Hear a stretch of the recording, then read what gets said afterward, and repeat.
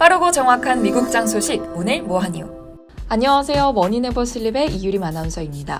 오늘은 테슬라, 그랩, 그리고 스노우플레이크의 소식을 전해드립니다. 독일 브란덴부르크 주 당국이 환경 문제 등을 이유로 연기했던 테슬라의 기가팩토리 가동을 승인할 것이라고 밝혔습니다. 테슬라는 이 공장에서 최소한 연간 50만 대의 전기차와 배터리를 생산할 예정으로 알려졌었는데요. 주 당국은 4일 기자회견을 통해 최종 승인에 대한 내용을 공개할 예정입니다. 테슬라는 독일 기가팩토리를 통해 조기에 200만 대 생산 체계를 갖춘다는 계획을 세웠습니다. 테슬라는 미국과 중국, 독일 등의 공장에서 올해 최대 200만 대 수준까지 생산 규모를 확대할 것이라는 전망이 우세했어요. 독일 기가팩토리 승인은 테슬라 입장에선 최대한 빨리 해결해야 하는 과제였습니다. 승인이 지연된 이유는 가장 먼저 식수 고갈을 비롯한 환경 문제였습니다. 대규모 전기차 공장을 가동하려면 막대한 물이 필요한데요. 주민들이 상수도 공급에 대해 염려해 반발이 컸습니다. 이 때문에 기가팩토리에 대한 우려도 커지는 상황입니다. 생산 기반 확보는 기업의 매출과도 직결이 되는 문제인데 투자자들 역시 기가팩토리 승인 소식을 두고 큰 관심을 보이고 있습니다. 테슬라 주가는 3일 전일 대비 4.61% 하락한 839.29달러로 거래를 마쳤습니다. 이날 나스닥 지수가 기록한 낙폭보다는 크지만 동종기업인 리비안, 루시드모터스, 니오 등의 하락세에 비하면 선방한 결과라고 할 수 있습니다. 또 이번 호재가 주가 급등으로 직결되지 않은 건 지난달 28일 독일 브란덴부르크 주 당국이 생산 공장 승인 절차를 마무리하는 중이라는 소식이 전해지며 테슬라 주가가 7% 이상 급등하는 등 이미 주가에 선반영이 돼 있기 때문입니다.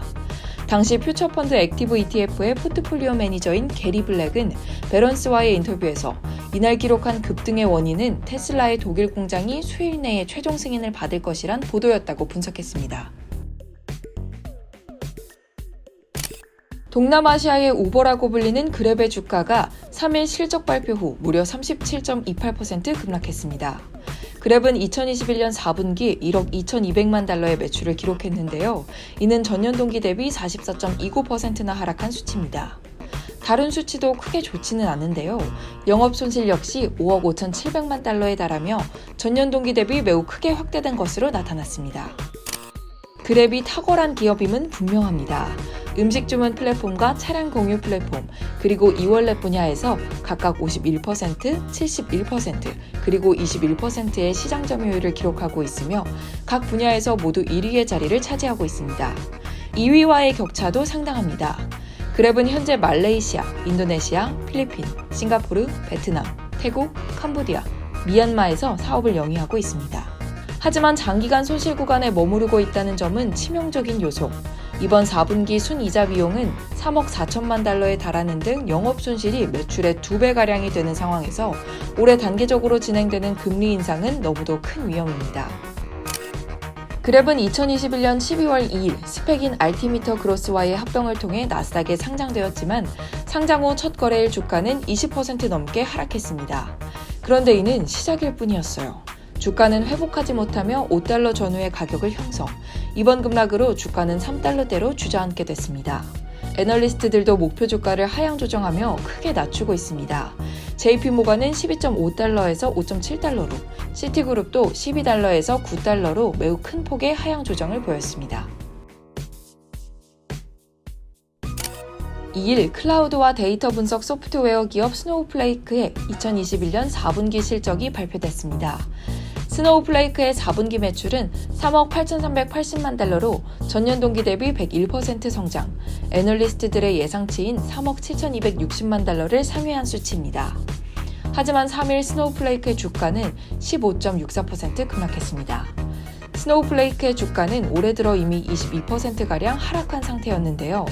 3일 주가가 곤두박질 치면서 연초부터 32.53% 하락한 수치로 장을 마감했습니다.